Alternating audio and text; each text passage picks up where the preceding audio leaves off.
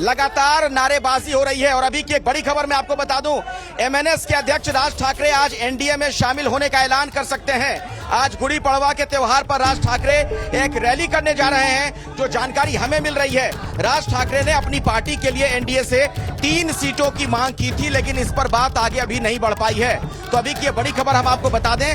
अब हम लौटते हैं आज की अपनी इस बहस में। संभाजी नगर में हम मौजूद हैं। आप बीजेपी के नेता हैं, आप लोग की यहाँ पर सरकार है, डबल इंजन की सरकार है।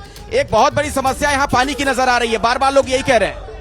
पानी की समस्या सबसे पहले हमने जब रुकी थी, जिस महायुति के ने ये शुरुआत किया है, जब खैरे साहब खासदार थे, उन्होंने ये पानी लोगों के आंखों में पानी लाया, लेकिन शहर में पानी नहीं लाया। लेकिन भारतीय जनता पार्टी के मुख्यमंत्री जब थे और आज के उप मुख्यमंत्री देवेंद्र फडणवीस ने पानी की समस्या उन्होंने मिटाया। और आज पानी की समस्या कहाँ निपट गई? लोग कह तो रहे हैं कि पानी की दिक्कत, काम पूरा तरीके से चल रहा है। जब काम रुका था, हमने काम चालू करने का काम हमने किया। आप सांसद के तौर पर आपने क्या किया इस इलाके की जनता की समस्या के लिए, अगर पानी की इतनी समस्या है तो?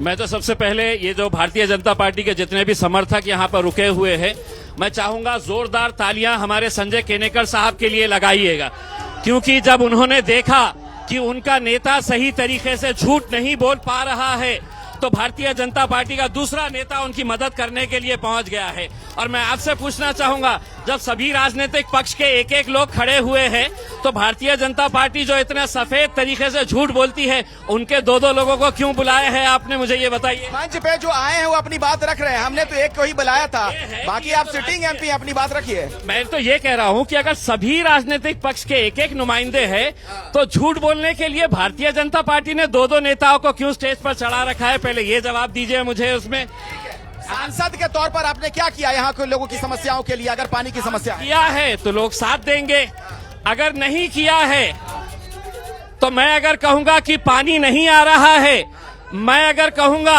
कि यहाँ पर विकास नहीं हुआ है, तो ये लोग क्या कहेंगे? बस मोदी मोदी मोदी, इसके अलावा इन्हें कुछ नहीं आता है बोलना। देखिए, इसके अलावा क्या कुछ नहीं होता है? इस तरीके से डिरेल कर दिया जाता है क्या बात को?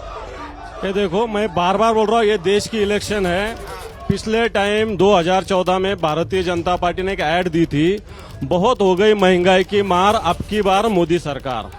महंगाई की क्या स्थिति है? पेट्रोल के रेट क्या है आज? 2014 में जो 50-60 रुपए थे, अभी 100 रुपए के ऊपर गए हैं। जो डीजल गैस 450 रुपए में था, आज 1200 रुपए गया है। डीजल आज 97 रुपए गया है। ये महंगाई का भी जवाब भारतीय जनता। महंगाई का जवाब दीजिए ना, आप लोगों ने जो नारा बुलंद किया था, बहुत हुई महंगाई की मार। बताना चाहता हूँ, जब कोविड की महामारी जब आई थी, उसी वक्त सब देश परेशान थे, और जो मोदी जी के नेतृत्व में अलग अलग स्कीम के माध्यम से लोगों को जो राहत मिली है, उसके माध्यम से पोस्ट कोविड रिकवरी अच्छी हुई है। अगर इन्फ्लेशन यानी महंगाई का रेट अगर देखें, तो महंगाई का रेट हमारा भारत देश का सबसे कम है। जो विकसित राष्ट्र है, अमेरिका हो, चाइना हो, जर्मनी हो, जापान हो, ये विकसित राष्ट्र है। इनका इन्फ्लेशन रेट यानी महंगाई रेट देखो और भारत का महंगाई रेट देखो, भारत सबसे कम है। भारत का जीडीपी रेट बढ़ रहा है। सर, इन्फ्लेशन इस रेट को समझकर जनता क्या करेगी? उसके खाने की थाली की बात करिए, वो सस्ती हुई कि महंगी हुई? ओवरऑल महामारी के वजह से ये प्रॉब्लम पूरी दुनिया में आई थी और पूरी दुनिया में थे, लेकिन मोदी जी के नेतृत्व में हम कंट्रोल कर सके। मैं एक एग्जांपल देना, जल्दी से मैं जनता के पास जाना चाह रहा हूँ। तो मैं एक एग्जांपल देना चाहता हूँ। जो 220 करोड़ वैक्सीन की डोज मोदी जी ने फ्री में दिया, जो विकसित राष्ट्र में भी उसको 3,500 रुपए। समझ गया, छोटे में मुझे पब्लिक के पास जाना है। नफरतों का असर देखो, इंसान तो ठीक थे, जानवरों का भी बंटवारा कर दिया। भारत में न जाने कब गाय को हिंदू कर दिया और बकरे को मुसलमान कर दिया। ये परिस्थिति सांप्रदायिकता की देश के अंदर भारतीय जनता पार्टी ने बोई है और देश के अंदर पूरा नुकसान पैदा करने का काम किया। ठीक है, आप किसको अपनी बात रखनी है? मैं आ रहा हूँ, हटिए यहाँ से, हटिए, नीचे उतरिए, चलिए फटाफट। अब अपनी बात रखिए, पीछे चलिए, जगह बनाइए थोड़ी सी पीछे, आम लोगों के पास जाने दीजिए। पीछे बोलिए क्या? ये मोदी की गारंटी है। और संभाजी नगर के लिए आप पहले औरंगाबाद नाम था, लेकिन हमारे देवेंद्र फडणवीस साहब ने छत्रपति संभाजी नगर नाम दिया। ये हमारे लिए बहुत बड़ी बात है। महिलाओं को बोलने दीजिए, एक मिनट। आप लोग अपनी कुछ बात रखना चाह रही है मैडम, कुछ बोलना चाहती हैं आप लोग क्या?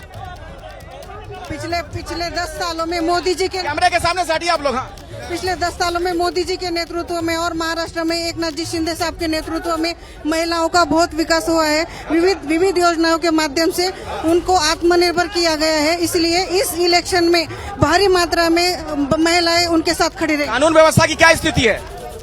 कानून व्यवस्था मोदी जी ने बहुत अच्छी तरीके से, केंद्र सरकार हो राज्य सरकार हो, पूरी कानून व्यवस्था ठीक से चल रही है। कानून व्यवस्था ठीक है? यस। महिलाएं सुरक्षित महसूस करती हैं? हमारे महिला जो मंत्री है अदिति ताई तटकरे, उन्होंने महिला के संरक्षण के लिए, उनके सक्षमीकरण के लिए बहुत बहुत बड़े योजना। सर, यहाँ पर खेती में अभी खेती के लिए नरेंद्र मोदी साहब ने कृषि बीमा करा है, तो ये सबको डेवलपमेंट के हिसाब से सबको मिल रहा है। जैसे ही घड़ी का काटा दोपहर 2:30 पे आए, बबीता जी का दिल सास बहू साजिश के लिए मचल जाए। और ये है इनकी बहू, पूरे दिन ऑफिस की टेंशन हो जाए गॉन जब ये करें अपना फेवरेट शो फ्री टाइम पे ऑन। इनकी तरह आप भी देखिए अपना फेवरेट शो अपने टाइम पर और डाउनलोड कीजिए एबीपी लाइव ऐप अपने स्मार्ट टीवी पर।